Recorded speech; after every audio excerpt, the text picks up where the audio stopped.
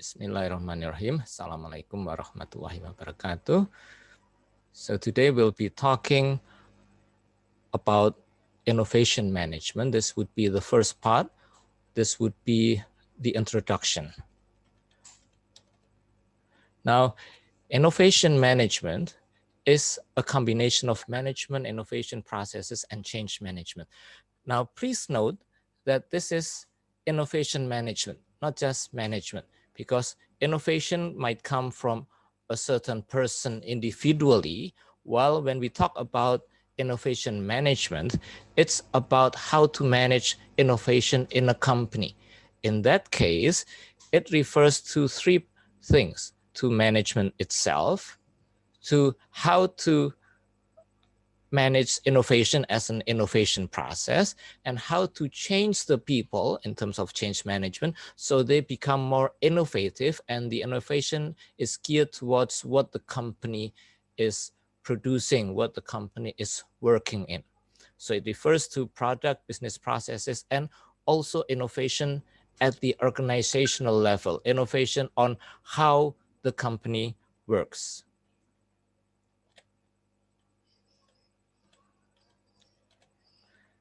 And then you can see in the illustration here, Apple have been trying to make an Apple Watch, and Apple usually relies on its ecosystem, an ecosystem of the hardware as well as the software applications. That's why they have an app store. Now the apps for handphones and the apps for watches would be different. So when they innovate in making a new watch, a new product in the form of an Apple Watch, then they have to prepare the ecosystem as well to make sure people will adopt and use and buy the Apple Watch. So innovation does not have to do only with the product itself, but the whole ecosystem, and also whether consumers want to buy the product and use the product or not. Now here's an interesting phrase coined by Christopher Freeman in 1982. He said that not to innovate is to die, meaning for companies who do not want to change the way they work, they do not want to make new products, then they will lose against the competition, and eventually they will go bankrupt. That's why companies must be able to change the way they work, to change their products, to adapt to the environment, and to evolve depending on the customers' needs and wants. And businesses have to acknowledge the first time, even the first time they enter the business, that there would be competition. And then the competition would come up with new products, and those new products from the competitors would change the competition. In that case, the company also has to prepare innovative new products. And another interesting phrase coined by Bill Gates is that the share price is not something we control, but we can control innovation, sales, and profits. Meaning what companies need to do is focus on the areas that they can control, and companies can control innovation through innovation management. Here are some market leaders in 2015, and you can you can observe that each market leader has an innovative new product or services, and that's why they become a market leader. So let's say Apple, they were the first to make iPods, and then iPhones, and then iPads, and the others might be following their lead. Samsung also, before they might have copied Apple to some extent, but afterwards, it seems that they would come up with their own new products, Android-based, but The handphones are quite unique. They have a slanted rim. They don't use bezels and so on. Now they're making folding handphones. And you can see also the other companies that are leading in the industry are very innovative. And in this slide, you can see that innovation is supported by the number of investment you have in R&D, in research and development. The more R&D you have, then the higher the possibility that you will succeed and you will get a higher revenue than the other companies. Now, what we can see from companies in Japan, because we see a lot of companies from Japan here, Toyota, Sony. At first, Toyota were copying cars from Western countries. Then later on, they put investment in R&D, and then they became a leader in the automotive industry. And it seems that their cars are very reliable, very popular, and they would surpass, they would be more dominant than the companies that they previously copied. The same goes to companies such as Samsung, LG, and so on. First they copied and then they became innovators. Now that role is done by companies from China. They do not copy anymore, but because they spend so much on R&D, then they become market leaders eventually. Now you can see here, this is a list of innovations that were the result of innovations in technology at the time in the 19th century, especially the engine. And it seems that a lot of companies have benefited from those new technologies. And here you can see that Sampeter was one of the first in 1934 to realize that being in a competition does not just mean that you would be giving a lower price than the competition, but also it's more preferable if you make a new product, which is better than the competition. That would more likely be able to sustain your company in the future. And there are also several studies in innovation that you can read in these slides. And then here we can see that the innovation process is not just one-dimensional, but it's multidisciplinary. So it would include an economic perspective, a business management strategy perspective, and an organizational behavior perspective. If you look at the diagram here, you can see that it happens at 3 different levels. First, the smallest level would be at the individual level. So we need creative individuals to support the innovation of the products of a company. And then atop of that, the company itself should have functions that support the creativity of the individuals. For instance, like in Google. Google was famous for giving time for the employees to use 20% of their work time for the purpose of pursuing their own personal products, which might not be a project that was officially mandated by the company. So they can pursue their own ideas and build their ideas into inventions. So those are the functions in the company that support those creative individuals. And at a higher level, it's at the economic level. So this would be based on the demand of the customers, based on technological advances. And what is needed here is the ability of the company to network with other companies, to have external linkages with other companies. Now, here's something quite interesting. Instinctively, we would think that it's good for a company to continuously listen to your customers, what they want, what they need. But that would not be a recipe to be in front of the competition, because often new products come not because they listen to the customer, but they leapfrog, giving something that the customer did not expect.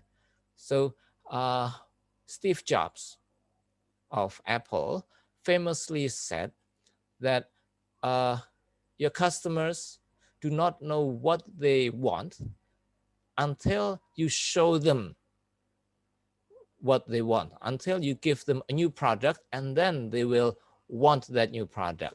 So that philosophy was used when when Apple started to market iPods, iPhones, and then iPads. At that time, people did not realize that they needed something called an iPod or a digital music player. They did not realize that they needed a smartphone. But Apple made that, introduced it to the customers, and then everyone wanted to buy them. So on that note, we can see, like what Christensen observed, that there are two types of innovation. There are sustaining innovations that just made incremental changes to existing products. And there are disruptive innovations, which provides innovations greater than what was demanded by the customer. Aside from the iPhone, also here you can see PCs, personal computers, introduced by Apple Computer. At that time, before the PC made by Apple, computers were huge equipment, the size of 2 large rooms, for instance. And then it became smaller at the size of mainframes and so on. So it was thought that only large companies would want to buy them. But then Apple made a new innovation, a disruptive innovation, introducing personal computers that people would use personally in their own homes. And Steve Jobs was envisioning that PCs would be available in every home. And at that time, he was smart. Nobody believed him. But then because he was he was trying to come up with disruptive innovation, then eventually it was realized and people adopted that concept. Also the ballpoint pen, because if we remember, before using the ballpoint pen, people were using feathers to write. After that, the steel felt pen. Okay, but every time they wanted to write something, they have to put the pen into the bottle of ink and then write a couple of words and put the pen to the bottle of ink again. Very unpractical. When the ballpoint pen came, then it became a disruptive innovation. And you can see here, for innovation, entrepreneurs are a large component of it, because being an entrepreneur, you have to be creative. You have to be able to take risks and accept failures. And you would have to be able to manage your resources, even though those resources you do not have. So that comes to the concept of entrepreneurship. Entrepreneurship is trying to pursue an opportunity, even though you don't have the resources. That's why you need to manage the resources. And entrepreneurs are often the source of innovative new products. Okay, now we come up with what invention and innovation are. So first, creativity would come up with an idea, okay? And then the conception of the idea would be processed and converted into something tangible, an artifact, something that you can really try out. For the PC, it becomes a prototype of the personal computer. But that's only an invention still, not an innovation. It would be an innovation if the market adopts it, if there are commercial and practical applications of those inventions. So an innovation is a conception of an idea, and then it should be made into a tangible product or service. That's technical invention. And then there should be commercial exploitation to make it into innovation. And then innovation, not just as a product, but as a management process, is the management of all the activities involved in the process of idea generation, technology development, manufacturing and marketing of a new or improved product or manufacturing process or equipment. Meaning that the whole process of getting ideas, of developing the invention, and then of making the product at a mass scale in a factory, and then also trying to sell it deliberately. That's what is called innovation as a management process, not as a process that's done accidentally, but intentionally in a structured way by the company. And aside from that, you can see that there are several types of innovation. There's product innovation, process innovation, organizational innovation, management, production, commercial or marketing innovation, and service innovation. So the innovation would not just be about the product itself. It could be about how you make the product. It could be about how you sell the product. It might be about how you deliver the product and so on. There are several types of innovation that are possible. Here, science is knowledge that's formulated and systematic, but what we are aiming at is technology, which would be the application of knowledge into a product or a production process. Now here you can see several models of innovation. Serendipity meaning by luck. You were just lucky to find something. Linear models meaning that one process has to go before another process and so on without interruption.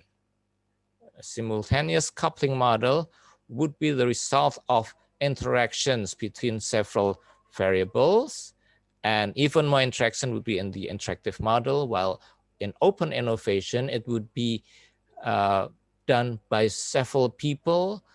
The idea generation would be done openly with several people, even maybe outside of the company. And you can see here the diagrammatics of those types of models.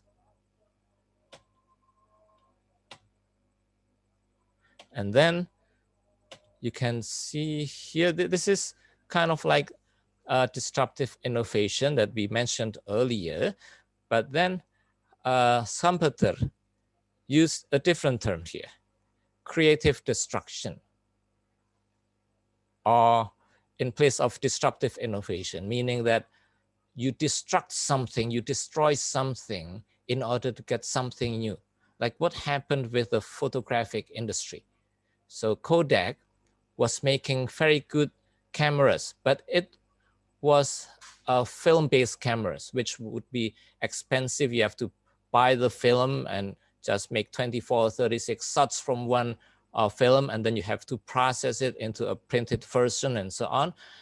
They did not realize that digital photography was a thing. They did make it, but not really seriously. And then they were surpassed by Nikon, by Canon. Eventually, they went broke because they were not fast enough to make good digital photographic equipments.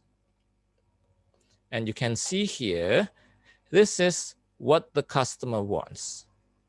While here, this is what happens when you provide incremental or little small changes to a product. While in disruptive innovation, the performance of the product suddenly goes very high, quickly larger, or quickly becoming much better than what the customer expected. And here's a list of what you need to do to become disruptors or companies that produce disruptive products. Now, I think you all know who Sergey Brin is. He's the co-founder of Google, together with Larry Page.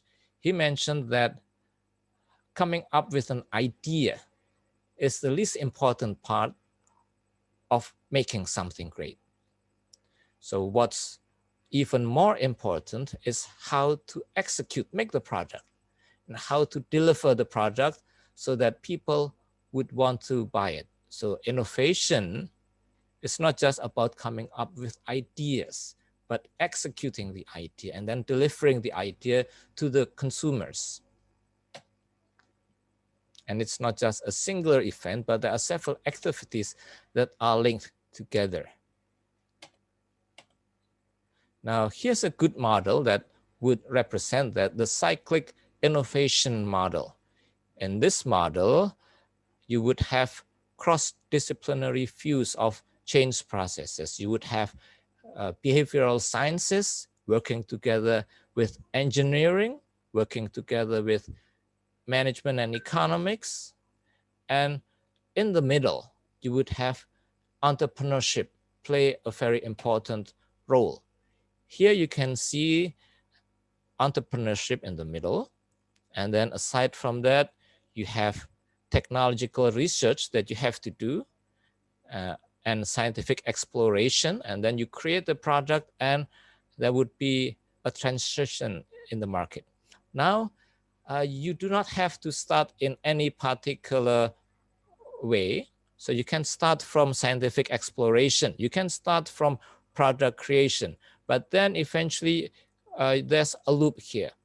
One loop can go back to the previous loop. It can go forward. And then you can start from any part of the process. So it's not linear anymore, but it's cyclic. And this is the new idea of how to manage innovation. So it's not linear, but it's a circle. And what are the implications of that? There would be new skills that are required by managers, because then managers would not just be working with people under his authority, under his department, even under his company, but he might have to work with people from another department, from another company. So he manages without authority. He manages by giving the same vision to other people, so they would be having a commitment to make the same product or to innovate on a new product. And he has to manage through ideas, through expertise and so on, and virtual management, because you don't always meet with the people that you are working with, and shared leadership, because you might have to work with other managers from different departments, from different companies, based on an extensive network of people.